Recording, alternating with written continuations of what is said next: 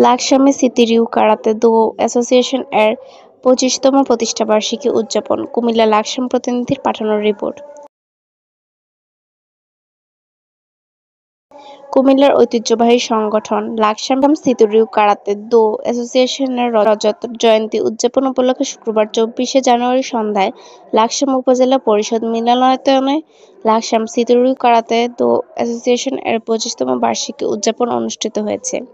Laksam সিতি-রিউ karate দো association এর কর্ণধার ও প্রধান প্রশিক্ষক মোহাম্মদ হারুনার রশিদ সুমনের সভাপতিত্বে প্রধান অতিথি ছিলেন উপজেলা নির্বাহী অফিসার কাউসার হামিদ। বিশেষ অতিথি ছিলেন সহকারী কমিশনার ভূমি সিফাতুন নাহার, লাকসাম রানার সিটি গ্রুপের আহ্বায়ক আকরাতুজ্জামান স্বপন, লাকসাম প্রেস ক্লাবের সহসভাপতি সাংবাদিক আব্দুর রহিম, লাকসাম প্রেস ক্লাবের সমাজ কল্যাণ সম্পাদক ওমর ফারুক, লাকসাম প্রেস ক্লাবের সদস্য সৌরভ হোসেন।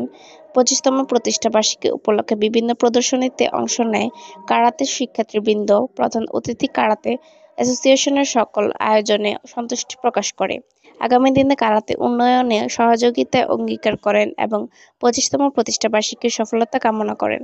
কারাতে প্রশিক্ষণ নিতে তিনি সকল শিক্ষার্থীর উৎসাহ প্রদানের জন্য সকলের প্রতি আহ্বান জানান। পরে কেক কেটে ২৫তম প্রতিষ্ঠাবার্ষিকী উদযাপন করা হয়।